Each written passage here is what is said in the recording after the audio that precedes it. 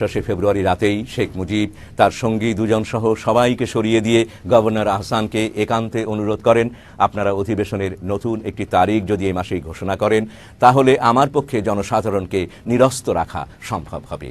আপনি দয়া করে মুলতবি ঘোষণার পরবর্তী একটি তারিখ ঘোষণা করার জন্য বলুন। শেখ মুজিব হয়তো আশায় ছিলেন ইয়াহিয়া তার অনুরোধে আরেকটি নতুন তারিখ ঘোষণা করবে, তাহলে আর সমস্যা হবে না। সে কারণেই তিনি নিশ্চিত মনে 1 মার্চ অধিবেশনের বাতিলের ঘোষণার দিন হোটেল পূর্বানীতে আওয়ামী লীগের সংসদীয় কমিটির অধিবেশনে যোগ দিয়েছিলেন। কিন্তু জাতীয় পরিষদ মুলতবি ঘোষণায় হতচকিত ঢাকাবাসী স্বতঃস্ফূর্ত বিক্ষোভে ফেটে পড়ে। ঢাকা স্টেডিয়ামে আন্তর্জাতিক ক্রিকেট ম্যাচ দর্শক কর্তৃক পরিত্যক্ত হয় এবং প্যান্ডেলে আগুন ধরিয়ে দেওয়া হয়। ছাত্র সম্প্রদায় বিভিন্ন শিক্ষা প্রতিষ্ঠান থেকে রাজপথে নেমে আসে। বিভিন্ন শিল্প এলাকা থেকে শ্রমিকরা দলে দলে মিছিল সহকারে রাজধানী ঢাকার দিকে যাত্রা করে। সকল সিনেমা হল বন্ধ হয়ে যায়। মিছিলকারীদের মুখে স্লোগান ছিল, পাকিস্তানের সাথে সম্পর্ক ছিন্ন করো, বাংলাদেশের স্বাধীনতা ঘোষণা করো, ইয়াহিয়ার মুখে লাথি মারো, বাংলাদেশ স্বাধীন করো। প্রবল বিক্ষোভে ফেটে পড়া উৎক্ষিপ্ত মানুষেরা খুঁজে বার করে শেখ মুজিবকে হোটেল পূর্বানীতেই 1 মার্চেই। 1 ঘন্টারও কম সময়ের মধ্যে হাজার হাজার লোক হোটেল ঘেরাও করে। উত্তেজিত জনতা পাকিস্তানের জাতীয় পতাকা ও জিন্নার ছবি পুড়িয়ে দেয় এবং বাংলাদেশের স্বাধীনতা ঘোষণার দাবি তোলে। মারমুখী উত্তেজিত জনতার সম্মুখে যেতে শেখ মুজিব অস্বীকৃতি জানান। তিনি তোফায়েল আহমেদ ও অন্যান্য ছাত্র নেতৃবৃন্দকে পাঠিয়ে দেন জনতাকে সামলানোর জন্য। ছাত্রনেতারা উপস্থিত জনতাকে জানান, শেখ সাহেব আজকে কিছুই বলবেন না, 7 মার্চ রেসকোর্স ময়দানে তিনি পরবর্তী ঘোষণা দেবেন। আবেগাকুল ছাত্র জনতা যখন জানতে পারল শেখ মুজিব আজ কোনো বক্তব্য রাখবেন না, তখন তাদের বিলাপ ধ্বনিতে প্রকম্পিত হয়ে ওঠে আকাশ বাতাস। এই বিষয়েই শোনা যাক তৎকালীন প্রখ্যাত ছাত্র নেতা স্বেচ্ছাসেবক লীগের প্রধান আব্দুর রাজ্জাকের বক্তব্য। লক্ষ লক্ষ মানুষ সেখানে উপস্থিত ছিল। সেই মানুষের মধ্য থেকেই উঠল যে বাংলাদেশের স্বাধীনতা ঘোষণা দিতে হবে। বিশেষ করে ছাত্র সমাজ এবং শ্রমিক সমাজ বঙ্গবন্ধুর উপর চাপ সৃষ্টি করলো। বঙ্গবন্ধু আমাদেরকে পাঠালেন, আমি বক্তৃতা করলাম, তোফায়েল আহমদ বক্তৃতা করলো এবং আরো 2-1 বক্তৃতা করলেন, কিন্তু কারো কথাই তারা মানতে না ছিল। বিশেষ করে ছাত্র সমাজ সেখানে আমরা যখন বললাম যে আজকে নয়, বঙ্গবন্ধু সময় মতো ঘোষণা দেবেন, তখন ছাত্ররা মাটিতে গড়িয়ে কাঁদতেছিল। আমার মনে আছে সে কথাটা। ছাত্র জনতা চূড়ান্ত দাবির মুখে শেখ মুজিব 2 মার্চ ঢাকা এবং 3 মার্চ প্রদেশব্যাপী হরতাল আহ্বান করেন। 1 মার্চ সন্ধ্যায় শেখ মুজিব এক বিশাল সংবাদ সম্মেলন করেন। 3 মার্চ পল্টন ময়দানে ছাত্র সংগ্রাম পরিষদের আহ্বানে ডাকা হয় এক সভা। সেখানে শেখ মুজিব বক্তৃতা দেন। সেই সভাতেই ওড়ানো হয় বাংলাদেশের পতাকা এবং উদ্বোধনী সঙ্গীত হিসেবে বাজানো হয় আমার সোনার বাংলা আমি তোমায় ভালোবাসি। অতঃপর এলো সেই বহুকাঙ্ক্ষিত ক্ষণটি 7 মার্চ। লাখো মানুষের প্রতীক্ষার মুহূর্ত। লক্ষ লক্ষ লোক জড়ো হয়েছিল সেদিন রেসকোর্স ময়দানে। রেডিওতে ভাষণটি প্রচারিত হবে জেনে শত শত লোক বসে যায় রেডিওর সামনে। সবাই অধীর আগ্রহে অপেক্ষা করছে আজ একটি গুরুত্বপূর্ণ ঘোষণা আসবে শেখ সাহেবের কাছ থেকে, একটি জাতির দিক নির্দেশনা উঠে আসবে তাঁর কণ্ঠ থেকে। 7 মার্চ রেসকোর্স ময়দান। শেখ মুজিব ধীরে ধীরে মঞ্চে উঠে এলেন, মাইকের সামনে দাঁড়ালেন। রুদ্ধ নিঃশ্বাসে উপস্থিত জনতার অপেক্ষা। তিনি বক্তৃতা শুরু করলেন। একের পর এক বক্তব্য রেখে গেলেন, কথার পর কথামালা। দুঃখ ভারাক্রান্ত মন নিয়ে আপনাদের সামনে হাজির হয়েছি। 1969 আন্দোলনে আইয়ুব খানের পতন হওয়ার পরে যখন ইয়াহিয়া খান সাহেব সরকার নিলেন, তিনি বললেন দেশে শাসনতন্ত্র দেবেন, গণতন্ত্র দেবেন, আমরা মেনে নিলাম। তারপরে অনেক ইতিহাস হয়ে গেল, নির্বাচন হলো। আপনারা জানেন দোষ কি আমাদের? আজকে আমি প্রেসিডেন্ট ইয়াহিয়া খান সাহেবের সঙ্গে দেখা করেছি, আপনারা জানেন, আলাপ আলোচনা করেছি। আমি শুধু বাংলার নয়, পাকিস্তানের মেজরিটি পার্টির নেতা হিসাবে তাকে অনুরোধ করলাম 15 ফেব্রুয়ারি তারিখে আপনি জাতীয় পরিষদে অধিবেশন দেন। তিনি আমার কথা রাখলেন না। তিনি রাখলেন ভুট্টো সাহেবের কথা। তিনি বললেন প্রথম সপ্তাহে মার্চ মাসে হবে। তিনি মানে নিলেন। আমরা বললাম ঠিক আছে, আমরা অ্যাসেম্বলিতে বসবো, আমরা আলোচনা করব। আমি বললাম বক্তৃতার মধ্যে, অ্যাসেম্বলির মধ্যে আলোচনা করব। এমনকি আমি এ পর্যন্ত বললাম, যদি কেউ ন্যায্য কথা বলে, আমরা সংখ্যায় বেশি হলেও একজন যদিও সে হয়, তার ন্যায্য কথা আমরা মেনে নেব। আসুন বসি, আমরা আলাপ করে শাসনতন্ত্র তৈরি করি। তারপরে হঠাৎ 1 তারিখে অ্যাসেম্বলি বন্ধ করে দেওয়া হলো। আমি পরিষ্কার মিটিংয়ে বলেছি যে এবারের সংগ্রাম আমার মুক্তির সংগ্রাম, এবারের সংগ্রাম স্বাধীনতার সংগ্রাম। আমার 25 তারিখে অ্যাসেম্বলি কল করেছে, রক্তের দাগ শুকায় নাই। আমি 10 তারিখে বলে দিয়েছি যে ওই শহীদের রক্তের উপর দিয়ে পাড়া দিয়ে আরটিসিতে মুজিবুর রহমান যোগদান করতে পারে না। অ্যাসেম্বলি কল করেছেন, আমার দাবি মানতে হবে। প্রথম, সামরিক আইন মার্শাল ল উদ্ধ করতে হবে। সমস্ত সামরিক বাহিনীর লোকদের ব্যারাকে ফেরত দিতে হবে। যেভাবে হত্যা করা হয়েছে তার তদন্ত করতে হবে। আর জনগণের প্রতিনিধির কাছে ক্ষমতা হস্তান্তর করতে হবে।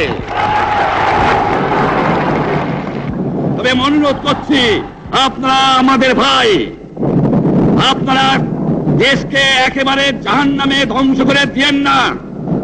জীবনে আর কোনোদিন আপনাদের মুখ দেখা দেখি হবে না। যদিও আমরা শান্তিপূর্ণভাবে আমাদের ফয়সালা করতে পারি, তাহলে অন্তপক্ষে ভাই ভাই হিসেবে বাস করার সম্ভাবনা আছে। উৎকণ্ঠিত জনতা অবাক বিস্ময়ে দেখলেন যে অজস্র কথার মধ্যে তিনি কিছুই বললেন না, শুধু অসহযোগ ও অহিংস আন্দোলন চালিয়ে যাওয়া ছাড়া। বক্তৃতাটি হয়ে পড়ল দিক নির্দেশনাহীন এক নাবিকের আস্ফালন মাত্র। হতাশ বিফল মনোরথ মানুষেরা ঘরে ফেরে কোন রকম স্বাধীনতার ঘোষণা শ্রবণ ব্যতি রেখেই রেডিওর সামনে বসে থাকা অযুত জনতা ক্ষিপ্ত হয়ে ওঠে। কারণ সামরিক চক্র হঠাৎই রেডিওতে ভাষণ প্রচার বন্ধ করে দেয়। কিন্তু কিছুক্ষণের মধ্যেই রেডিওর সামনে বসে থাকা জনতাও জেনে যায় শেখ মুজিব স্বাধীনতার ঘোষণা দেননি। এবার আমরা দেখব যে 7ই মার্চের বক্তৃতা পরদিন পত্রিকাগুলোতে কোন আলোকে ছাপা হয়েছে।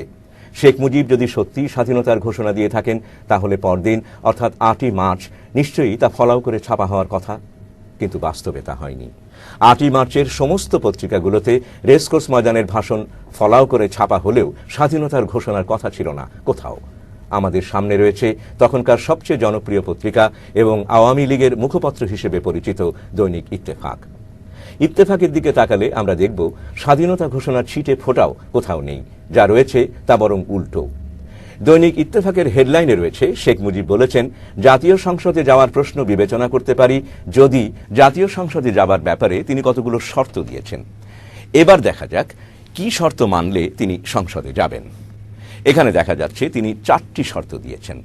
সংসদে যেতে পারি যদি অবিলম্বে সামরিক আইন প্রত্যাহার করা হয়, সমস্ত সেনাবাহিনীকে ব্যারাকে ফিরিয়ে নেওয়া হয়, নিরস্ত্র গণহত্যার তদন্ত করা হয় এবং নির্বাচিত গণপ্রতিনিধিদের কাছে ক্ষমতা হস্তান্তর করা হয়।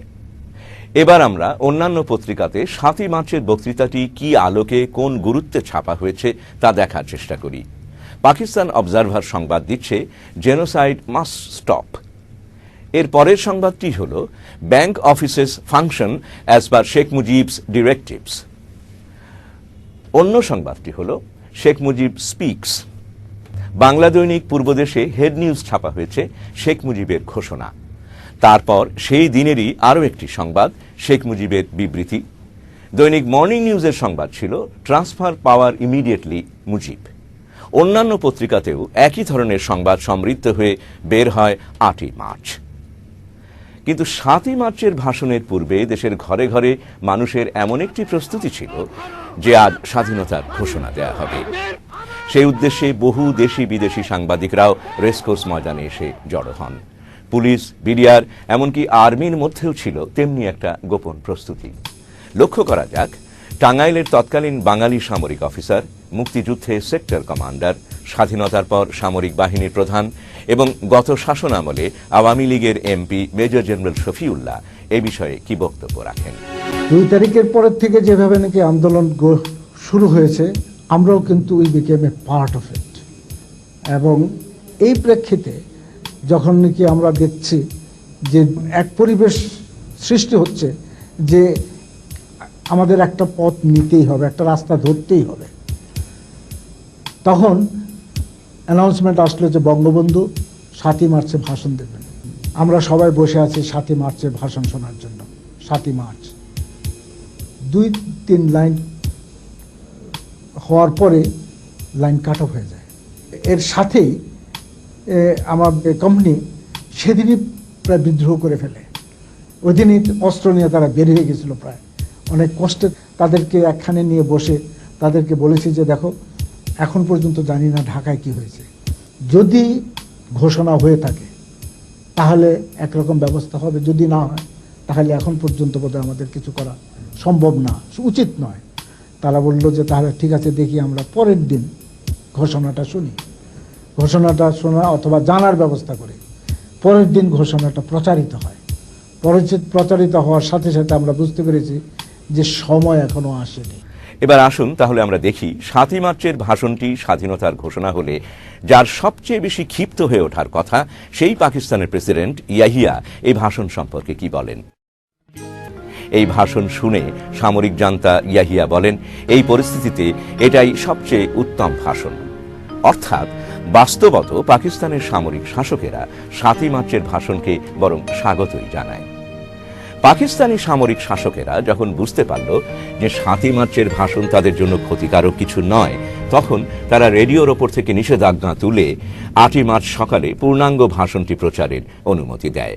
পূর্ব ঘোষিত 7ই মার্চের ভাষণের ঠিক আগের দিন অর্থাৎ 6ই মার্চ সন্ধ্যায় প্রেসিডেন্ট ইয়াহিয়া টেলিফোনে শেখ মুজিবের সাথে 1 ঘণ্টারও বেশি সময় ধরে কথা বলেন। পাশাপাশি ব্রিগেডিয়ার জিলানির মাধ্যমে শেখ মুজিবকে পাঠান এক গোপন বার্তা। বার্তাতে ছিল যে মিস্টার মুজিব, আমি ঢাকায় আসছি। এই আলোকে দৈনিক পূর্বদেশ একটি সংবাদও ছাপে, ইয়াহিয়া নতুন প্রস্তাব নিয়ে আসছে। শেখ মুজিব ইয়াহিয়ার এই বার্তায় খুবই আস্থাবান হয়ে ওঠেন, কারণ সেদিন অর্থাৎ 6ই মার্চ বাস্তবে আরও দুটো বিরাট ঘটনা ঘটে, যাতে শেখ মুজিব আপোষের অগ্রগতিতে আরও আস্থাশীল হয়ে ওঠেন। তার একটি হল গভর্নর আহসানকে অনুরোধের ফলস্বরূপ ইয়াহিয়া 25শে মার্চ পুনরায় সাধারণ পরিষদের অধিবেশন ডাকেন জাতির উদ্দেশ্যে দেয়া এক ভাষণের মাধ্যমে। মনে রাখা দরকার যে এই তারিখটি হল সেই ভয়াল নির্মম কালো রাত্রির 25শে মার্চ, আর অন্যটি হল পূর্ব পাকিস্তানের গভর্নর আহসানকে সরিয়ে টিক্কা খানকে তার স্থলাভিষিক্ত করা। যে কারণে 6ই মার্চ রাতে আওয়ামী লীগের নীতি নির্ধারণী সভায় 7ই মার্চের সভায় বক্তৃতার বিষয় কি হবে তা নিয়ে টানা 9 ঘণ্টা বাকবিতণ্ডার পরও শেখ মুজিব আপোষ রফা থেকে এক চুলও নড়েন না। তিনি ইয়াহিয়ার বক্তব্যেই অটল থাকেন। 6ই মার্চের রাতের ওই সভা সম্পর্কে রিপোর্ট লিখতে গিয়ে লন্ডনের ডেইলি টেলিগ্রাফ পত্রিকার প্রখ্যাত সাংবাদিক ডেভিড লোসহ্যাক শেখ মুজিবের একটি বক্তব্য তুলে ধরেন। সেই সভায় শেখ মুজিব বলেন যে বিচ্ছিন্নতা থেকে পূর্ব পাকিস্তান কিছুই পাবে না, রক্তপাত ও পীড়ন ছাড়া। 70-এর নির্বাচনে আওয়ামী লীগের ম্যান্ডেট স্বাধীনতার জন্য নয়, স্বায়ত্ত শাসনের জন্য। 7ই মার্চ সকালে আরেকটি ঘটনা ঘটে। মার্কিন রাষ্ট্রদূত জোসেফ ফারল্যান্ড শেখ মুজিবের সাথে দেখা করেন এবং তার কাছে মার্কিন নীতি তুলে ধরেন। শেখ মুজিব তখন মার্কিন কনসাল আর্চার কে ব্লাডের সাথে পূর্বে সংগঠিত গোপন বৈঠক ও ফলাফলের আলোচনাকে মিলিয়ে এই আশা পোষণ করেন যে মার্কিন প্রশাসন হয়তো চাপ প্রয়োগ করলে সামরিক জান্তা ক্ষমতা হস্তান্তরে বাধ্য হবে। আর তাই সব ঘটনার ফলশ্রুতিতে 7ই মার্চের বক্তৃতাটি বহু প্রতীক্ষিত স্বাধীনতার ঘোষণার পরিবর্তে হয়ে গেল কতগুলো শর্ত পূরণের ভাষণ। 7ই মার্চের ভাষণে যে দলের বা অন্য কারো অভিমত বা মতের প্রভাব পড়েনি এবং শেখ মুজিব যে নিজের অভিমতে অটল ছিলেন, সে বিষয়ে প্রখ্যাত আইনজীবী তৎকালীন আওয়ামী লীগের হুইপ ও 70-এর এমপি ব্যারিস্টার আমিরুল ইসলাম কি বলেন সেটা দেখা যাক। বঙ্গবন্ধু নির্বিকারভাবে তার চিন্তায় অটল রয়েছেন। আমরা যখন জিজ্ঞেস করেছি যে উনি কি বলবেন, তো উনি বলছেন তোমরা একটা খসড়া খাড়া করো না, কি বলা যায়।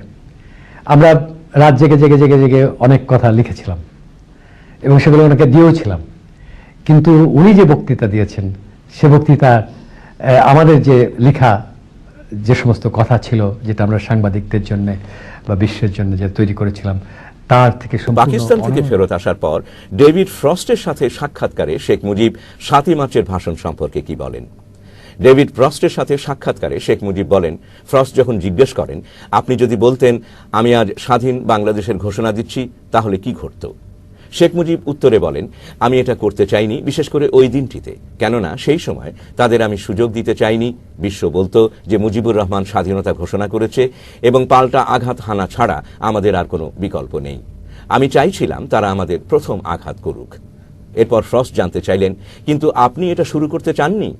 শেখ মুজিব বললেন, না, আমি চেয়েছিলাম তারা শুরু করুক। ডেভিড ফ্রস্টের সাথে এই সাক্ষাৎকারে শেখ মুজিব স্পষ্ট ভাষায় বলেছেন 7ই মার্চ তিনি স্বাধীনতার ঘোষণা দেননি। 1971 সালেরই 6ই নভেম্বর ভারতের প্রধানমন্ত্রী ইন্দিরা গান্ধী নিউ ইয়র্কের কলাম্বিয়া বিশ্ববিদ্যালয়ে এক ভাষণে বলেন, আমার জানা মতে এমনকি এখনো পর্যন্ত তিনি নিজে স্বাধীনতার কথা বলেননি। 7ই মার্চে স্বাধীনতার ঘোষণাটি এতটাই অপরিহার্য হয়ে পড়ে যে এর ব্যত্যয় ঘটায় সকলেরই বিস্ময়ের উদ্রেক করে, কারণ চারদিকে প্রস্তুতিটি এমন ছিল যে এর বাইরে কিছু ঘটার কথা ছিল জনগণের আশার অতীত। প্রিয় দর্শক, আমরা যদি ওই 7ই মার্চের ভাষণটির দৃশ্যাবলীর দিকে একবার তাকাই, তাহলে দেখব শেখ মুজিব যখন মঞ্চে উঠেছেন তখন চারদিক থেকে স্লোগান উঠছে, বীর বাঙালি অস্ত্র ধরো, বাংলাদেশ স্বাধীন করো। বক্তৃতারত শেখ মুজিবের সামনেই পূবালী বাতাসে উড়েছে স্বাধীন বাংলাদেশের পতাকা। যদি পেছনে তাকাই তাহলেও দেখতে পাবো সেখানেও উঠছে স্বাধীন বাংলাদেশের পতাকা। মঞ্চটির পেছনে রয়েছে বিশাল বাংলাদেশের পতাকা। আপনারা দর্শক সারির দিকে তাকালে দেখবেন যত ফেস্টুন ও ব্যানার আছে তার বেশিরভাগই লেখা আছে, বীর বাঙালি অস্ত্র ধরো, বাংলাদেশ স্বাধীন করো। 1 মার্চ স্বতঃস্ফূর্ত ক্রোধান্বিত জনতা যখন পূর্বানী হোটেলে যায়, তখনও তাদের মুখে স্লোগান ছিল, ইয়াহিয়ার মুখে লাথি মারো, বাংলাদেশ স্বাধীন করো। সব কথার শেষ কথা বাংলাদেশের স্বাধীনতা। সেদিন সমগ্র দেশের আবেগমথিত জনগণের সামষ্টিক ভাব প্রকাশিত হয়ে ওঠে উপস্থিত জনতার মধ্যে। তারই একটি বর্ণনা ফুটে ওঠে ব্যারিস্টার আমিরুল ইসলামের বক্তব্যে। ইতিমধ্যে সারা শহরে রাষ্ট্র হয়ে গেছে যে ইয়াহিয়া খান তিনি 3রা মার্চে অনুষ্ঠিতব্য যে সংসদ অধিবেশন সেটা বন্ধ করে দিয়েছেন এবং সাথে সাথে ঢাকা শহরের সমস্ত মানুষ তারা রাস্তায় নেমে এসেছে এবং একটি কথা ঢাকার রাজপথে সেদিন ছিল, 6 দফা না 1 দফা, 1 দফা 1 দফা, ঢাকা না পিন্ডি, ঢাকা ঢাকা, এবং বীর বাঙালি অস্ত্র ধরো, বাংলাদেশ স্বাধীন করো। অতএব স্বাধীনতার যে ঘোষণা, যে কণ্ঠ, এটা বাংলাদেশের জনগণের কণ্ঠ থেকেই উচ্চারিত হয়েছিল 1 মার্চেই। কথা অস্বীকার করার উপায় নেই যে সত্যিকার অর্থেই শেখ মুজিব 7ই মার্চের ভাষণটি দিয়েছিলেন এক রক্তস্নাত পটভূমির ওপর দাঁড়িয়ে। তৎকালীন সরকারি বিজ্ঞপ্তি অনুযায়ী 1 মার্চ থেকে 6 মার্চ পর্যন্ত সারা পূর্ব পাকিস্তানে মারা যায় 172 জন এবং আহত হয় 358 জন। বাস্তবে হতাহতের সংখ্যা ছিল আরো অনেক বেশি। রক্তাপ্লুত এইসব লাশের আহ্বান উপেক্ষা করে 7ই মার্চ সভামঞ্চে উপস্থিত আপামর জনতার আকাঙ্ক্ষাকে জলাঞ্জলি দিয়ে স্বাধীনতার ঘোষণা না দিয়েই শেখ মুজিব তাঁর ভাষণটি সমাপ্ত করেন। অন্যদিকে পাকিস্তানি কুচক্রী শাসক গোষ্ঠী এই সুযোগটিকেই কাজে লাগানোর জন্য আপ্রাণ সচেষ্ট হয়ে উঠল। আজ ইতিহাসের সাক্ষ্য এই যে 7ই মার্চ থেকে 25শে মার্চ এই 18টি দিন ছিল বাংলাদেশের ভাগ্যাকাশে অতীব গুরুত্বপূর্ণ সময়। অহিংস রাজনীতি হিংস্র আকার ধারণ করতে থাকল। স্থানে স্থানে আন্দোলন আক্রমণাত্মক রূপ ধারণ করল। জয়দেবপুরে 10 জন, রাজশাহীতে 35 জন, চট্টগ্রামেই 23শে মার্চ 4000-এরও বেশি লোকসহ 25শে মার্চের আগেই মোট 5000 জনেরও বেশি মৃত্যু ঘটল বিভিন্ন স্থানে। উত্তাল জনতা রুদ্র রোষে ফেটে পড়ল। আর এসব হত্যা, মৃত্যু ও রক্তপাতকে উপেক্ষা করে শেখ মুজিব আলোচনায় বসতে রাজি হলেন সামরিক শাসকদের সাথে। 15ই মার্চ ইয়াহিয়া ঢাকায় আসেন তার সেই নতুন পরিকল্পনা নিয়ে। 16ই মার্চ ইয়াহিয়া মুজিব বৈঠক শুরু হয় সকাল 11টায়। কিন্তু তাজউদ্দিন ও তার সমর্থকরা জেনারেল ইয়াহিয়ার সঙ্গে কোনো প্রকার আলোচনায় বসতে রাজি ছিলেন না। তারা কোনো আপোষ নয় নীতির পক্ষে ছিলেন। কিন্তু ফার্ল্যান্ডের সঙ্গে রুদ্ধদ্বার গোপন বৈঠকের পর শেখ মুজিব আপোষের পথে চলা অব্যাহত রাখারই সিদ্ধান্তে অটল থাকেন। প্রথম দিন আলোচনাতেই শেখ মুজিব ও ইয়াহিয়া একটি আপোষ সমঝোতাতে পৌঁছে যান। দীর্ঘ 2.5 ঘন্টা ব্যাপী উক্ত আলোচনায় আগামী 3 মাসের মধ্যে কার্যকর হবে এমন একটি সমঝোতাপত্র তৈরি হয়। সমঝোতাপত্রের শর্তগুলো ছিল এমন: সামরিক শাসনের প্রত্যাহার এবং প্রেসিডেন্টের ঘোষণা বলে বেসামরিক সরকারের কাছে ক্ষমতা হস্তান্তর, বাংলাদেশ অর্থাৎ পূর্ব পাকিস্তান ও পশ্চিম পাকিস্তানের বিভিন্ন প্রদেশে নির্বাচিত প্রতিনিধিদের হাতে ক্ষমতা হস্তান্তর, ইয়াহিয়া খান প্রেসিডেন্ট পদে বহাল থাকবেন এবং কেন্দ্রীয় সরকার নিয়ন্ত্রণ করবেন। প্রথমে পূর্ব ও পশ্চিম পাকিস্তানের জাতীয় পরিষদ সদস্যরা পৃথক পৃথক অধিবেশনে মিলিত হবেন এবং তারপর দুই প্রদেশের সদস্যদের যৌথ অধিবেশনে পাকিস্তানের শাসনতন্ত্র চূড়ান্ত করা হবে। 17 মার্চ পরামর্শক সহ ইয়াহিয়ার সাথে শেখ মুজিব বৈঠকে বসেন। উপরোক্ত শর্তগুলো তৈরির লক্ষ্যে মুজিব ও ইয়াহিয়া 17 মার্চ 1 ঘন্টা, 19 মার্চ 1.5 ঘন্টা, 20 মার্চ 2 ঘন্টা 10 মিনিট এবং 21 মার্চ 1 ঘন্টা 30 মিনিট ধরে আলোচনা করেন। আলোচনা চলে 24 মার্চ পর্যন্ত। এই সিদ্ধান্ত চূড়ান্ত রূপদানের উদ্দেশ্যে আওয়ামী লীগের তরফ থেকে সর্বজনাব তাজউদ্দিন আহমেদ, সৈয়দ নজরুল ইসলাম ও ডক্টর কামাল হোসেন এবং প্রেসিডেন্ট ইয়াহিয়ার পক্ষ থেকে এম আহমদ, অর্থনৈতিক উপদেষ্টা, বিচারপতি AR Cornelius, lieutenant general Pirzada ও lieutenant colonel MA Hasan 19 March, 23 March ও 24 মার্চ বৈঠকে মিলিত হন। কিন্তু এই আলোচনা প্রহসনের অন্তরালে যে পশ্চিম পাকিস্তানি সৈন্য এনে পূর্ব পাকিস্তান ভরে ফেলা হচ্ছে তা শেখ সাহেব জানতেন না তা নয়, বিষয়টি তিনি ভালো করেই জানতেন। 17 মার্চ প্রেসিডেন্ট ইয়াহিয়ার সঙ্গে বৈঠক শেষে ধানমন্ডির বাসভবনে ফিরলে এক বিদেশি সাংবাদিক তার কাছে জানতে চান এখনো বহু সৈন্য পূর্ব পাকিস্তানে আনা হচ্ছে তা তিনি জানেন কি না। শেখ মুজিব সাংবাদিককে বলেন, যা কিছু হচ্ছে তার প্রতিটি খবরই আমি রাখি। পাক আর্মির আক্রমণ প্রস্তুতির এত সংবাদ জানবার পরও 22 মার্চ শেখ মুজিব বলেন, যদি তারা অনতিবিলম্বে আমাদের দাবি মেনে নেন তাহলে সম্ভবত আমরা বন্ধু হিসেবে এখনো বাস করতে পারব। এই 22 মার্চেই আরেকটি ঘটনার উল্লেখ পাওয়া যায় অ্যান্টনি ম্যাসক্যারেনহাসের বইতে, যেখানে পাকিস্তান ন্যাশনাল আওয়ামী পার্টির সভাপতি বামপন্থী খান আব্দুল ওয়ালি খান ও শেখ মুজিবের সাথে এক আলোচনার কথা বলা হয়েছে। পাকিস্তানের দ্বিখণ্ডিত হয়ে যাওয়ার এক সংকটময় মুহূর্তে শেখ মুজিব কি ভাবছে ওয়ালি জিজ্ঞেস করলেন, শেখ সাহেব আমাকে বলুন, আপনি কি এখন পর্যন্ত অখণ্ড পাকিস্তানে বিশ্বাস করেন? শেখ মুজিব এর উত্তরে বলেন, খান সাহেব আমি একজন মুসলিম লীগপন্থী। আমরা যদি ইতিহাসের ধারাক্রমের দিকে তাকাই তাহলে দেখব কিছুদিন আগেই শেখ মুজিব অধ্যাপক GW চৌধুরীকে কি বলেন। GW চৌধুরী এক সাক্ষাৎকারে বলেন, একদিন হোসেন শহীদ সোহরাওয়ার্দীর ছবি যেটা তার বাড়িতে চোখে পড়ার মতো করে টাঙানো ছিল সেদিকে আঙুল দেখিয়ে বললেন, আমি শহীদ সোহরাওয়ার্দীর অনুগামী, আমি পাকিস্তান ভাঙতে পারি না। আপনি শহীদ সোহরাওয়ার্দীর রাজনৈতিক দর্শন সম্পর্কে জানেন? তিনি কোনোদিনও পাকিস্তান ভাঙার পক্ষে ছিলেন না। আমি তার একনিষ্ঠ অনুগামী হয়ে কখনোই পাকিস্তান ভাঙব না। সম্ভবত 18 মার্চ AFP-কে দেয়া এক সাক্ষাৎকারে শেখ মুজিব বলেন, যা ফ্রান্সের লামন্ড পত্রিকায় 31 মার্চ ছাপা হয়, Is the West Pakistan government not aware that I am the only one able to save East Pakistan from communism? If they take that decision to fight, I shall be pushed out of power and the Naxalites will intervene in my name. If I make too many concessions, I shall lose my authority. I am in a very difficult position. Bhutto পূর্ব পাকিস্তানে চলে আসেন 21 March. 22 March Yahya, Bhutto ও শেখ মুজিবের সভা অনুষ্ঠিত হয়। প্রথমে ভুট্টো ঢাকায় আসতে রাজি হননি, কিন্তু ইয়াহিয়ার টেলিগ্রাম পেয়েই তিনি ঢাকায় চলে আসেন। 22 মার্চ বৈঠকের পর ভুট্টো মুজিবকে বলেন তিনি নির্বোধের মতো সামরিক কর্তৃপক্ষের সঙ্গে সমঝোতার চেষ্টা করছেন, কারণ তারা তার হাতে ক্ষমতা দেবে না এবং নিশ্চিতভাবে একজন বাঙালির কাছে তো নয়। এ প্রসঙ্গে ব্যারিস্টার আমিরুল ইসলাম আবার, হোটেল ইন্টারকন্টিনেন্টাল তখন ছিল, সেখান থেকে ভুট্টো সাহেবকে 32 নম্বরে আনার সময় আমি তার সাথে থাকতাম, যাওয়ার সময় তাকে সাথে থাকতাম। অতএব একটা বৈদেশিক নেতা আসলে পারে তাকে যে ধরনের প্রোটোকল দেওয়া হয়, আমরা এই নেগোসিয়েশনসে তাকেও সেই ধরনের প্রোটোকল দেওয়ার সিদ্ধান্ত গ্রহণ করি।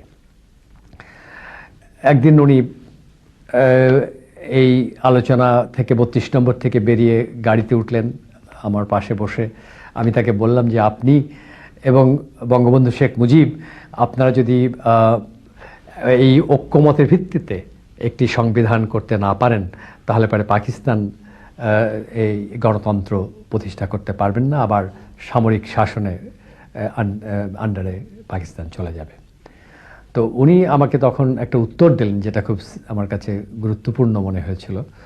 সেটা হচ্ছে যে, don't forget Amirul Islam that I got the highest vote from the cantonment. অর্থাৎ ক্যান্টনমেন্টে উনি সবচেয়ে বেশি ভোট পেয়েছিলেন। এই কথাটা দিয়ে এইটাই প্রমাণ করতে বলতে চাইলেন যে মেসেজটা, যে আর্মির সমস্ত কনফিডেন্স তার উপরে রয়েছে। এবং এই কথা এসে আমি যেন বঙ্গবন্ধু শেখ মুজিব রহমান তাকে বললাম যে আপনার এই ধরনের একটা কথোপকথনের ভিত্তিতে আমার কাছে মনে হচ্ছে যে এদের কোনো বোনাফাইডই আছে বলে আলোচনাতে নাই, এবং এটা সম্পূর্ণভাবে তারা পাকিস্তানের জেনারেলদের সাথে আলাপ আলোচনা ভিত্তিতেই এই আলোচনা চালাচ্ছে। তো ভুট্টো কিন্তু শেখ মুজিব সামরিক প্রস্তুতির ব্যাপারটি গুরুত্বে না এনে আলোচনা নেশায় বুঁদ হয়ে যান এবং দিবাস্বপ্নের মতোই আশাবাদী হয়ে ওঠেন যে ক্ষমতা হস্তান্তরের সময় ঘনায়মান। শেখ মুজিব ও ইয়াহিয়ার মধ্যে সর্বশেষ বৈঠকটি অনুষ্ঠিত হয় 24শে মার্চ। ইয়াহিয়ার দলের মুখ্য আলোচক পাকিস্তান প্ল্যানিং কমিশনের চেয়ারম্যান এম আহমদ বৈঠকের খসড়া ঘোষণাপত্রের সংশোধনীয় অনুমোদন করিয়ে নিলেন। এ প্রসঙ্গে আমরা শেখ মুজিবের মুখ থেকে you know that I have given in my last speech, I was giving 4 points, and I stand by that. Let him accept the position, and let us continue discussion and finalize it peacefully. Sheikh Mujib এবং আওয়ামী লীগ আপ্রাণ চেষ্টা করেছে আলোচনার মাধ্যমে একটা সমঝোতায় এসে ক্ষমতা দখল করে পাকিস্তানের অখণ্ডতা টিকিয়ে রাখার। এ ব্যাপারে আমরা শুনি 25শে মার্চের কলকাতায় আশ্রয় নেয়া আওয়ামী নেতারা কি বলেন। কলকাতার প্রখ্যাত বুদ্ধিজীবী ডক্টর রফিক জাকারিয়ার সাথে এক সাক্ষাৎকারে আওয়ামী লীগ নেতা ফণীভূষণ মজুমদার, শাহ মোয়াজ্জেম হোসেন, জাহানারা মোর্শেদ প্রমুখ নেতারা বলেন, He had a long negotiation with our leader, Bangabandhu Sheikh Mujibur Rahman. Yahya Khan was always saying that I shall get the government to democracy. I shall give the reins of the government to democracy. When he was negotiating, it is unfortunate that we could not understand that under the smoke screen of a negotiation, he would be thinking of a violent genocide in East Bengal, that is our Bangladesh. But we did not think, we could not visualize that when he was negotiating, he would be going like this. After what has happened, I mean after 25th night, I think there is no other way to patch up this East Pakistan and West Pakistan together. Because we lost, we tried our best through 6-point program to stay together. Though they begged us that we want to secede, still we know in our heart of hearts that that was our last chance to stay together. কিন্তু দুঃখের বিষয়, শেখ মুজিবের সমঝোতার মাধ্যমে সবকিছু নিজের পক্ষে আনার যে প্রত্যাশা, সেই আশায় গুড়ে বালি ঢেলে দেয় পাকিস্তানের সামরিক জান্তা। কারণ ততক্ষণে পাকিস্তানি সামরিক বাহিনীর দিক থেকে আলোচনার প্রহসনের নাটকের জবনিকাপাত ঘটে গেছে। 25শে মার্চ রাতে আক্রমণের সমস্ত প্রস্তুতি সম্পন্ন হয়ে গেছে। 1 মার্চে পূর্ব পাকিস্তানে পশ্চিম পাকিস্তানি সৈন্যবাহিনী ছিল 12,000-এর কিছু বেশি, তা বাড়িয়ে প্রায় 1 লক্ষে উন্নীত করা হয়েছে। 2রা মার্চ থেকে বিমানে করে সৈন্য আনা শুরু হয় সান্ধ্য আইন জারি করে। ভারতের ওপর দিয়ে পাকিস্তানের বিমান চলাচলে নিষেধাজ্ঞা থাকায় শ্রীলঙ্কা হয়ে সমস্ত সৈন্য পূর্ব পাকিস্তানে এনে জড়ো করা হয়। এখন শুধু চূড়ান্ত আক্রমণের জন্য অপেক্ষা। 25শে মার্চ সন্ধে 7:30 থেকেই বিনা নোটিসে ইয়াহিয়া, এম আহমদ সহ সকলকে নিয়ে পশ্চিম পাকিস্তান চলে যান। শেখ মুজিব পড়ে যান আশাভঙ্গের এক বিরাট বিপাকে। এমন একটি সংকটময় মুহূর্তে শেখ মুজিবের মতো একজন নেতার করণীয় কি থাকতে পারে, অথবা বাস্তবে তিনি কি করলেন? এসব বলার আগে আমাদেরকে আরেকটি বিষয় দৃষ্টিপাত করা অত্যন্ত জরুরি। আমরা দেখতে চেষ্টা করব শেখ মুজিব যখন আপোষ রফা নিয়ে বুঁদ হয়ে আছেন, এদেশের মানুষ তখন কি করছে। মূলত জনগণ তখন ছিল একেবারে বিপরীতমুখী। স্বাধীনতার স্পৃহায় তখন তারা ফুঁসছে। বরং বলা যায় জনগণ তখন তাদের নেতা থেকে অনেক দূর এগিয়ে গেছে।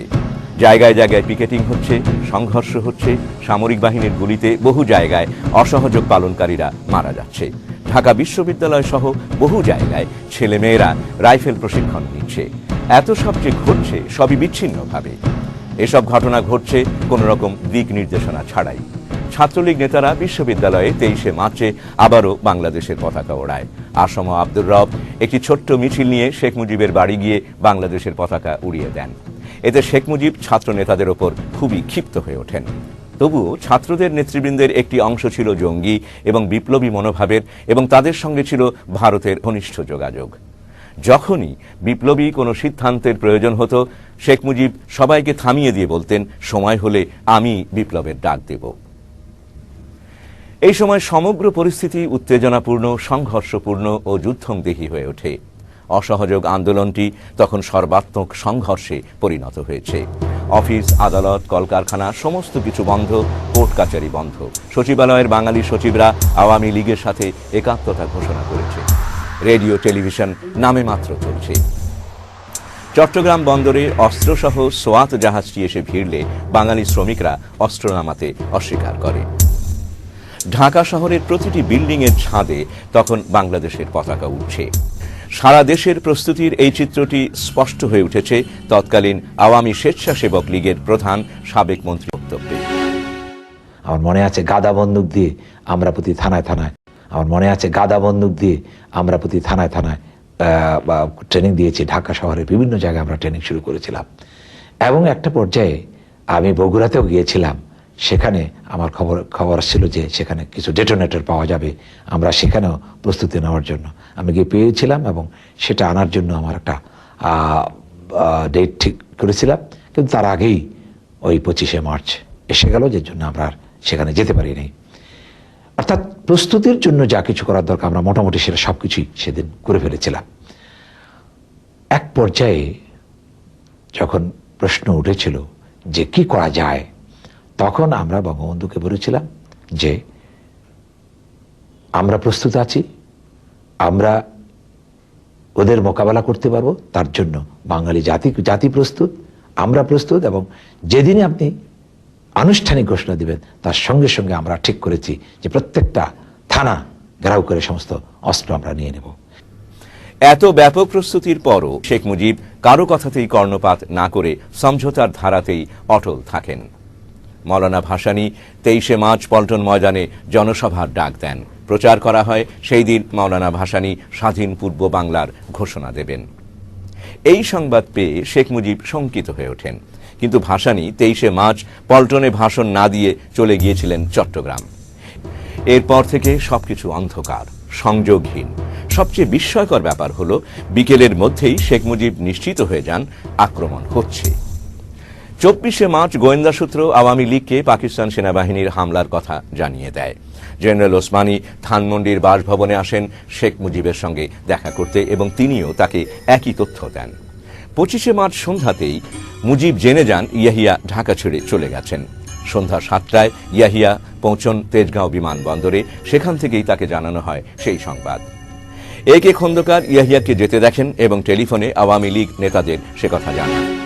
ঠিক সন্ধ্যের সময় জেনারেল ইয়াহিয়া যখন সবার অগোচরে ঢাকা থেকে রওনা হয়ে গেলেন, সেই যাওয়ার সময় আমি বিমানবন্দরে উপস্থিত ছিলাম, এবং এই সংবাদটি আমি টেলিফোন যোগে তখনকার আওয়ামী লীগের কতগুলো টেলিফোন নাম্বার ছিল সেই সব জায়গায় জানিয়ে দিই, এবং ক্যান্টনমেন্টেও যত বাঙালি অফিসার ছিল তাদের বাসায় বাসায় গিয়ে আমি এই সংবাদটি জানাই যে ইয়াহিয়া চলে গেল। এবং কিন্তু এর বিপরীতে শেখ মুজিবের কোনো প্রতিক্রিয়াই ছিল না কোনো প্রস্তুতি। তেমন কোনো প্রস্তুতির প্রমাণ এখনো পর্যন্ত পাওয়া যায়নি। 25শে মার্চ সন্ধ্যায় আওয়ামী লীগ অফিসে নেতৃবৃন্দের একটি বিশেষ মিটিং ছিল পরদিন হরতালের কর্মসূচি নিয়ে, কিন্তু সেখানে রাত 8টা-9টা পর্যন্ত কোনো নেতৃবৃন্দকেই দেখা যায়নি। সারা ঢাকা শহর সে সময় ছিল লোকশূন্য, শুনশান। আক্রমণের কথাটি শহরেও গুজব হিসেবে ছড়িয়ে পড়ে। শেষ মুহূর্তে শেখ মুজিব একটা সিদ্ধান্তে পৌঁছন। সে অনুযায়ী তিনি নির্বাচিত আওয়ামী লীগের এমপিদেরকে ঢাকা ছেড়ে আত্মগোপন করতে বলেন। 25শে মার্চের সন্ধে থেকেই শেখ মুজিব একটি টেলিফোন কলের অপেক্ষায় ছিলেন। হয়তো সেই ফোন কলটি তার ভাগ্য নির্ধারণের জন্য খুবই গুরুত্বপূর্ণ ব্যাপার হয়ে দেখা দেবার কথা ছিল। এ সম্পর্কে ডক্টর কামাল হোসেন বলেন, 25শে মার্চের সেই অশুভ রাতব্যাপী আমি একটা টেলিফোন কলের অপেক্ষায় ছিলাম। সেই টেলিফোন কল আর কখনো আসেনি। শেখ মুজিবও আমাকে জিজ্ঞেস করেন আমি ওই ধরনের কোনো টেলিফোন কল পেয়েছি কিনা। আমি তাকে নিশ্চিত করলাম যে আমি পাইনি। এ সম্পর্কে আমরা এবার বিশিষ্ট আওয়ামী লীগ বুদ্ধিজীবী এমআর আক্তার মুকুল কি বলেন তাই দেখি। তিনি লিখেছেন, একে একে সবাই বিদায় নিল, কিন্তু শেষ মুহূর্তে শেখ মুজিব তার 32 নম্বরের বাড়ি ত্যাগ করলেন না। তাহলে টেলিফোনে তিনি কার কাছ থেকে আশ্বাস পেলেন, যে আশ্বাসের উপর নির্ভর করে তিনি পাথরের মতো নিশ্চুপভাবে গ্রেপ্তারের প্রতীক্ষায় বসে রইলেন? এ প্রশ্নের সমাধান তো আজও পর্যন্ত হল না। এ ব্যাপারে তিনি একটা কৈফিয়ত দিয়েছেন বৈকি, কিন্তু ঢাকায় যেভাবে গণহত্যা হয়েছে তাতে এই কৈফিয়তের যথার্থতা প্রমাণিত হয় না। ভারতের বিশিষ্ট সাংবাদিক জ্যোতি সেনগুপ্ত তিনি বলেন, আপাত দৃষ্টিতে মনে হয় ফারল্যান্ডের পরামর্শ অনুযায়ী শেখ মুজিব এই সিদ্ধান্ত অর্থাৎ আত্মসমর্পণের সিদ্ধান্ত নিয়েছেন। ফারল্যান্ড তার রিপোর্টে লিখেছেন, গৃহযুদ্ধের ডামাডোলে শেখ মুজিব মৃত্যুবরণ করুক এটা তিনি চাননি। তিনি আরও বলেছেন যে যুদ্ধের ওপর যখন ইতিহাস লেখা হবে প্রমাণিত হবে যে মার্কিন নীতি এবং স্থানীয় কর্মতৎপরতা শেখ মুজিবকে বাঁচিয়ে রেখেছে। ফারল্যান্ডের আশ্বাসের ভিত্তিতেই মুজিব আত্মসমর্পণের সিদ্ধান্ত নেন। পাকিস্তানের 2 নম্বর কমান্ডো বাহিনীর মেজর বেলাল 25শে মার্চ রাত 1টায় মুজিবকে গ্রেপ্তার করতে গিয়েছিলেন। তার জবানবন্দিতে বলেছিলেন, জেনারেল মিঠার নির্দেশেই 25শে মার্চ রাতের হামলায় তাকে হত্যা করা হয়নি, তাকে জীবন্ত গ্রেপ্তারের নির্দেশ ছিল। 25শে মার্চ রাতে শেখ মুজিবের গ্রেপ্তারের সময় সারা বাংলায় চলছিল অকথ্য নির্যাতন, অবর্ণনীয় অত্যাচার এবং হত্যাযজ্ঞ। অগণিত মানুষ তখন শুনতে চেয়েছিল একটি আহ্বান, একটি আশার বাণী। কিন্তু শেখ মুজিব গ্রেপ্তার বরণ করেন নিশুতি রাতের আধারে, একান্ত গোপনে। 1971 সালের 25শে মার্চ রাতে গ্রেপ্তারের পূর্ব মুহূর্ত পর্যন্ত কোনো প্রকার স্বাধীনতার ঘোষণা শেখ মুজিব দেননি। পরবর্তীতে দাবি করা হয় যে 25শে মার্চ রাত 11:30 ইপিআর এর ট্রান্সমিটারের মাধ্যমে শেখ মুজিব স্বাধীনতার ঘোষণা দেন, যা চট্টগ্রাম পাঠানো হয়। কিন্তু সেই সময় ইপিআর এর সিগন্যালস বিভাগের মোহাম্মদ আশরাফ আলী সর্দারের সাক্ষাৎকারে এ বিষয়ের সমর্থনে কোনো সাক্ষ্য মেলে না।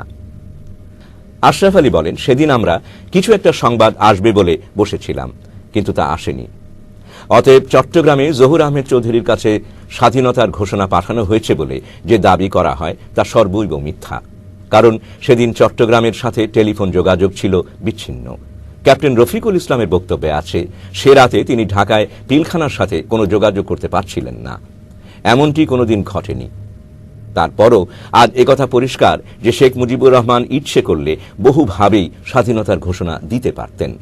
অন্তত তার আর কোনো পথ খোলা না থাকলেও তিনি টেলিফোনে ঢাকার সমস্ত পত্রিকাগুলোতে তা জানাতে পারতেন। এবার দেখা যাক 26শে মার্চ পত্রিকাগুলোতে কি ছাপা হয়েছিল। 1971 সালের 26শে মার্চ ইত্তেফাকের যে সংখ্যাটি প্রকাশিত হয় কিন্তু কখনো আলোর মুখ দেখেনি, সেটি যদি যথারীতি জনসাধারণের হাতে আসত তাহলে সকলে অবাক হয়ে দেখত সেখানেও স্বাধীনতার কোনো ঘোষণা নেই।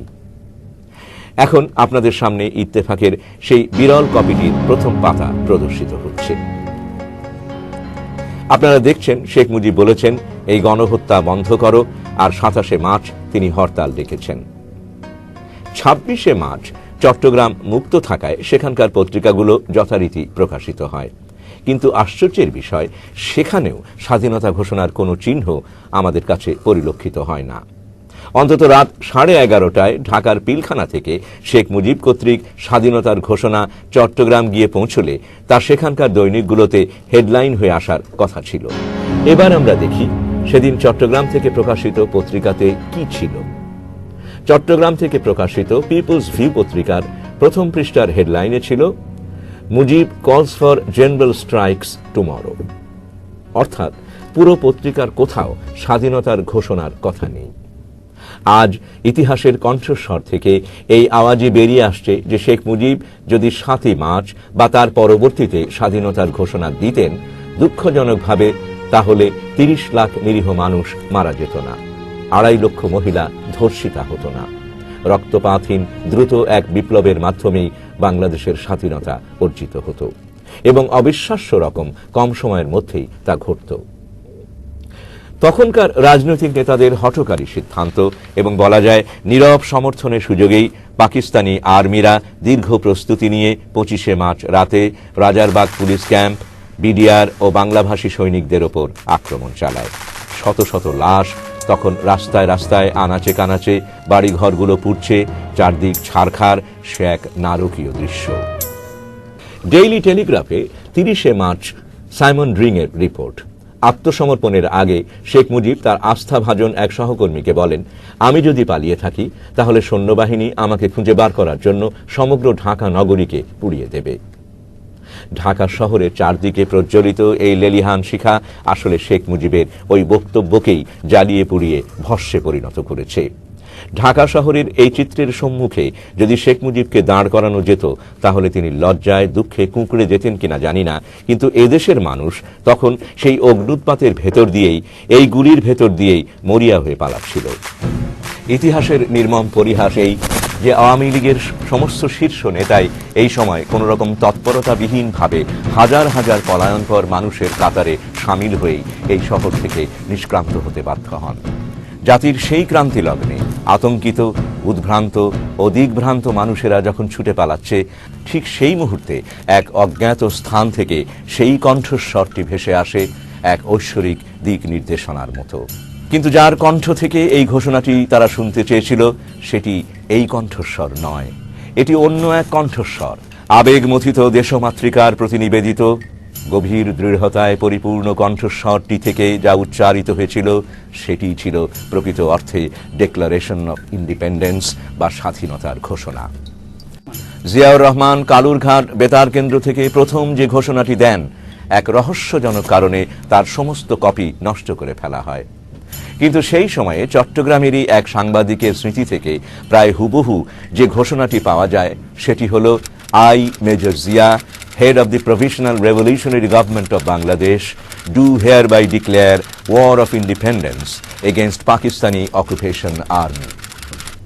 আর মেজর জিয়াউর রহমান কর্তৃক প্রদত্ত দ্বিতীয় ঘোষণাটি ছিল, যা কালুরঘাট বেতার কেন্দ্র থেকেই প্রচারিত হয়, তা হল, I, Major Ziaur Rahman, do hereby declare independence of Bangladesh on behalf of our great national leader, Bangabandhu Sheikh Mujibur Rahman. Ziaur রহমানের সেই তেজোদ্দীপ্ত বিপ্লবী প্রত্যয়পূর্ণ কণ্ঠটি একমাত্র কণ্ঠস্বর যার ঘোষণায় হাজার হাজার পলায়নপর ধাবমান জনস্রোত থমকে দাঁড়ায়। অসীম সাহস নিয়ে বারবার তারা ঘুরে দাঁড়ায়। এই কণ্ঠস্বরই প্রথম তাদের লুপ্ত হয়ে যাওয়া চেতনায় আঘাত হেনে তাদেরকে সচেতন করে তোলে। এই ঘোষণা সামরিক বাহিনী তো বটেই, সমগ্র দেশেই এক ব্যাপক আলোড়ন তোলে। মেজর জিয়া তখন এক জীবন্ত কিংবদন্তির নায়কে পরিণত হন। 11 এপ্রিল প্রবাসী বাংলাদেশ সরকারের প্রধানমন্ত্রী তাজউদ্দিন আহমেদের জনগণের উদ্দেশ্যে দেয়া এক বেতার ভাষণে তিনি বলেন, আমাদের যুদ্ধরত বাহিনীর চমৎকার সাফল্য এবং তাদের শক্তির ক্ষেত্রে প্রতিদিন জনবল ও দখলীকৃত অস্ত্রের বৃদ্ধি গণপ্রজাতন্ত্রী বাংলাদেশ সরকারকে, যা প্রথম মেজর জিয়াউর রহমানের মাধ্যমে ঘোষিত হয়, সক্ষম করে তুলেছে একটি পরিপূর্ণ অপারেশন ভিত স্থাপন করতে, যেখান থেকে মুক্তাঞ্চলের কর্মকাণ্ড পরিচালিত হচ্ছে। 1972 সালের প্রথম স্বাধীনতা দিবস উপলক্ষে দৈনিক বাংলার প্রথম পাতায় প্রকাশিত প্রতিবেদনটির দিকে তাকালে আমরা দেখব, সেদিন চট্টগ্রামে যেমন করে স্বাধীনতার লড়াই শুরু হয়েছিল শিরোনামে একটি প্রতিবেদন। সেখানে শেষ প্যারাতে বলা হয়েছে, এই স্বাধীনতার ঘোষণাই ধ্বনিত হয়েছিল মেজর জিয়ার কণ্ঠে স্বাধীন বাংলা বেতার কেন্দ্র থেকেই। 1977 সালের ডিসেম্বর মাসে রাষ্ট্রীয় অতিথি হিসেবে জেনারেল জিয়া নয়াদিল্লি সফরকালে রাষ্ট্রীয় ভোজ অনুষ্ঠানের বক্তৃতায় ভারতের রাষ্ট্রপতি সঞ্জীবা রেড্ডি বলেন যে জেনারেল জিয়াউর রহমানই সর্বপ্রথম বাংলাদেশের স্বাধীনতা ঘোষণা করেন। 25শে মার্চের আক্রমণের পর কিংকর্তব্য বিমূঢ় পূর্ব পাকিস্তানিদের যে যুদ্ধ ছাড়া আর কোনো উপায় নেই, এই সিদ্ধান্তে পৌঁছানো একটা অতীব গুরুত্বপূর্ণ ব্যাপার।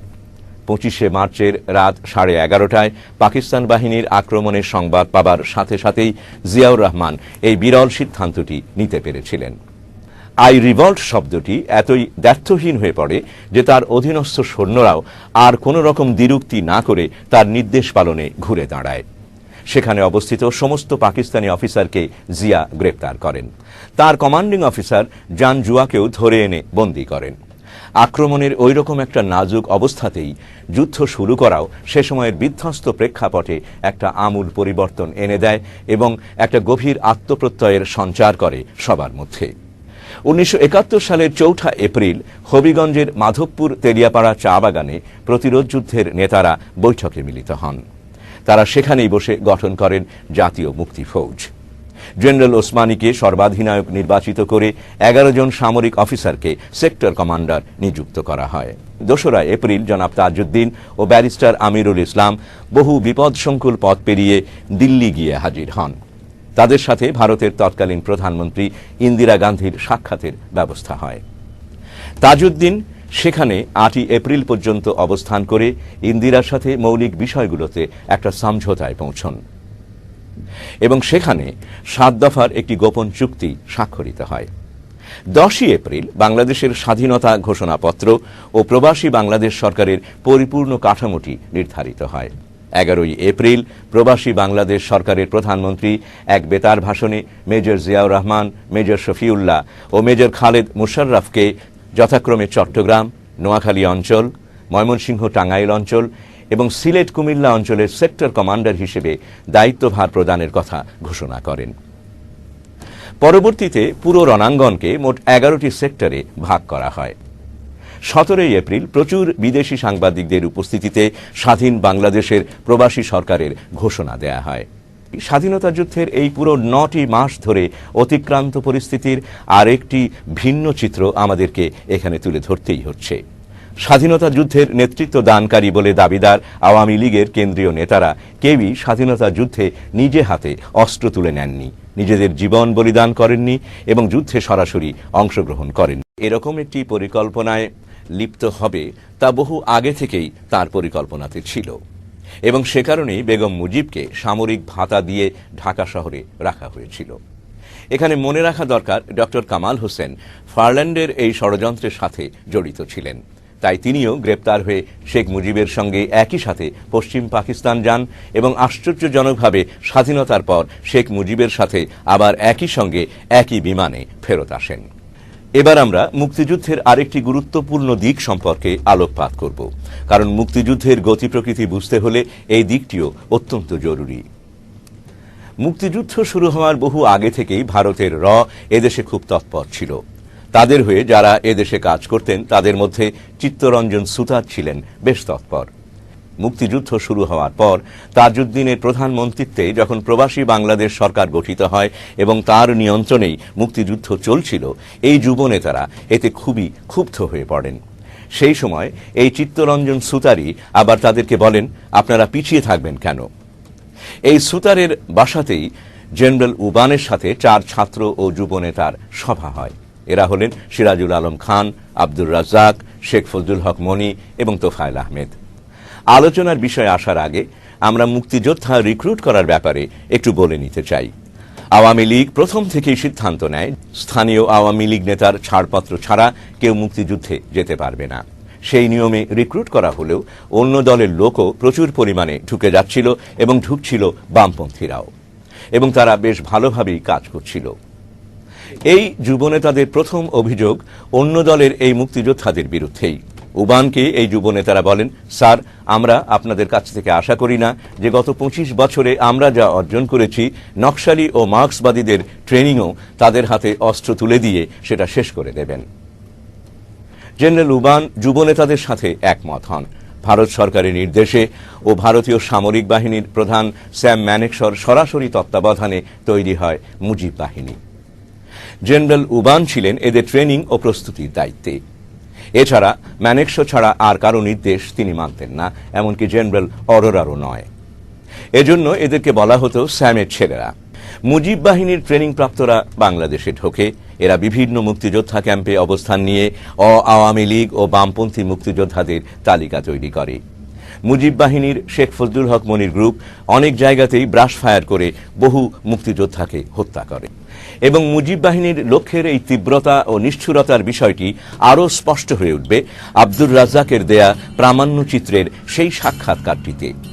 রাজ্জাক বলেন, আমরা যদি আমাদের পূর্ব পরিকল্পনা অনুযায়ী পূর্ণ পরিকল্পনায় যুদ্ধ করতে পারতাম এবং যুদ্ধ করে যে পাকিস্তানিদেরকে পরাভূত করতে পারতাম, তাহলে যে আগাছাটা রয়ে গেছে, অর্থাৎ যে প্রতিবিপ্লবীরা যারা আজকে রয়ে গেল তাদের মূলোৎপাদন আমরা করে দিতাম, তারা বেঁচে থাকতো না। এখানে দর্শকদের একটু বলে রাখতে চাই যে আমরা মুজিব বাহিনী সম্পর্কে এত কথা বলছি কারণ প্রিয় দর্শক, আপনারা দেখবেন স্বাধীনতার পর মুজিব সরকারের আমলে এই জেনারেল উবানি মুজিব বাহিনী নিয়ে রক্ষী বাহিনী গঠনে এক বিরাট ভূমিকায় অবতীর্ণ হয়। বাংলাদেশের ভেতরে মুজিব বাহিনীর এই অ্যাকশনের পর্যায়েই প্রবাসী সরকার মুজিব বাহিনী সম্পর্কে জানতে পারে এবং প্রবাসী সরকার ভারতের নিয়ন্ত্রণে শঙ্কিত হয়ে পড়ে। তাহলে কি বাংলাদেশের মুক্তিযুদ্ধ দ্বিধা বিভক্ত হয়ে যাচ্ছে? বিষয়টি জেনে জেনারেল অরোরাও অবাক হয়ে যান। তিনিও জানতে পারেন মুজিব বাহিনী কারো নির্দেশই মানতে রাজি নয়। এরকম বিভাজিত কার্যক্রমের ভেতর দিয়েই বাংলাদেশের স্বাধীনতা যুদ্ধ গতিপ্রাপ্ত হতে থাকে। দীর্ঘস্থায়ী যুদ্ধের ভেতর দিয়ে স্বাধীনতা অর্জিত হলে এই দলীয় কোন্দল ও বিভাজন ভয়াবহ আকার ধারণ করত এবং এক রক্তাক্ত পরিপ্রেক্ষিতের জন্ম দিত। কিন্তু আন্তর্জাতিক কূটনৈতিক প্রেক্ষাপটে কিছুটা পরিবর্তনের ফলে বাংলাদেশের স্বাধীনতা ত্বরান্বিত হয়। এ সময় হঠাৎই পাকিস্তান ৩রা ডিসেম্বর তারিখে ভারত আক্রমণ করে বসে।